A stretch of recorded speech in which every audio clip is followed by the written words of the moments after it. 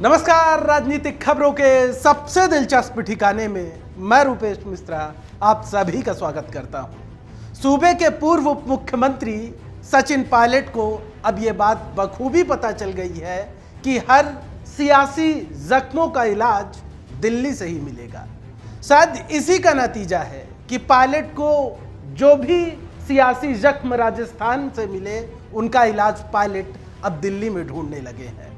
क्योंकि जब पायलट बनाम गहलोत के बीच सियासी वर्चस्व की जंग चली थी उस वक्त भी पायलट दिल्ली ही गए थे और अभी भी पायलट दिल्ली ही है।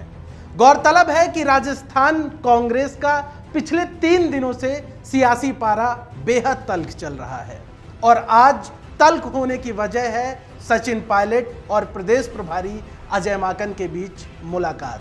खबर है कि अजय माकन से पायलट आज ही नहीं बल्कि कल शाम भी मिले थे और जाहिर तौर पर इस वक्त सचिन पायलट माकन से क्यों मिल रहे हैं ये बात लगभग सभी को पता है। क्योंकि जब पीसीसी चीफ गोविंद सिंह डोटासरा अजय माकन से मिले तब डोटासरा ने खुद ट्वीट कर इस बात को साझा किया था कि सियासी नियुक्तियों को लेके और प्रदेश कांग्रेस कमेटी संगठन विस्तार को लेकर अजय माकन से चर्चा की गई है और जल्द ही इसका औपचारिक ऐलान कर दिया जाएगा। लिहाजा तब से ये खबर चलने लगी कि यदि संगठन का विस्तार किया जाता है तो उसमें पायलट के जो लोग हैं उनको कैसे सेटल किया जाएगा। कल से ही ये खबरें चल रही थी कि सचिन पायलट और अजय माकन के बीच मुलाकात संभव है, दोनों मिल सकते हैं। लिहाजा ठीक वैसे ही हुआ, पायलट और माकन के बीच में मुलाकात हुई और जो इस मुलाकात से जो खबर निकल कर सामने आ रही है वो ये है कि सचिन पायलट ने खुद 30 से 35 लोगों के नामों की सूची बनाकर अजय माकन को सौंप दी है। यानी पायलट अपने कैंप के लोगों को अब कैसे एडजस्ट करेंगे इसकी बात अब ना तो वो मुख्यमंत्री गहलोत से करते हैं और ना ही पीसीसी चीफ गोविंद सिंह डोटासरा से करते हैं, बल्कि वो सीधे अजय माकन के पास पहुंचे और अजय माकन को उन्होंने सीधे सूची सौंप दी है तकरीबन 30 से 35 नामों की। अब वो जब सूची सामने आएगी तभी पता चल पाएगा कि पायलट ने किन नामों को सौंपा है। लेकिन इससे एक बात साफ हो गई है कि अब जो भी राजस्थान में सियासी वर्चस्व की जंग चल रही है उसका अब हर समाधान, हर समीकरण दिल्ली से ही निकल कर सामने आएगा।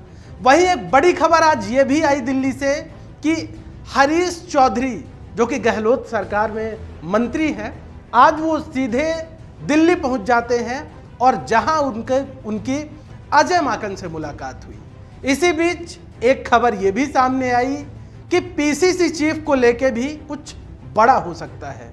हरीश चौधरी को पीसीसी चीफ बनाया जा सकता है, इस बात की चर्चाएं आई हैं। खैर इस बात पर ज़्यादा बल नज़र नहीं आता क्योंकि जब राजस्थान में सियासी वर्चस्व की जंग चली थी उस जंग के बाद ही गोविंद सिंह डोटासरा को प्रदेश कांग्रेस कमेटी का मुखिया बनाया गया और अभी तक तो संगठन का विस्तार भी नहीं हो पाया।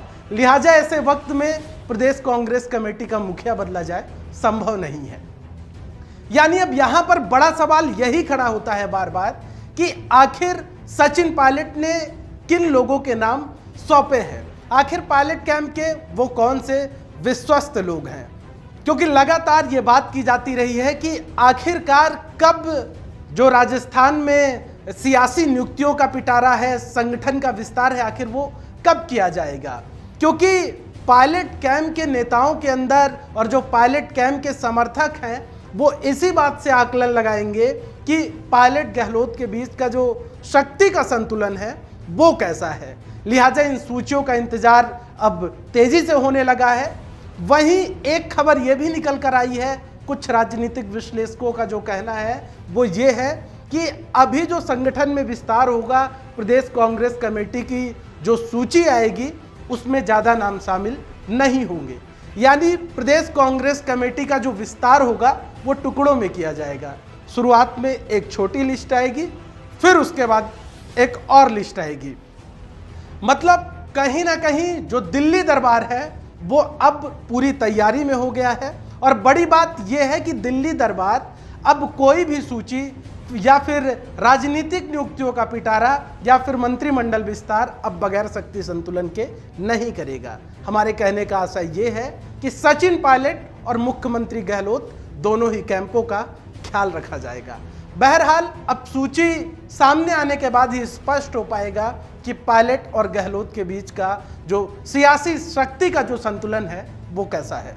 दोस्तों, कल फिर हाजिर होंगे सियासत की एक दिलचस्प खबर के साथ। तब तक के लिए नमस्कार।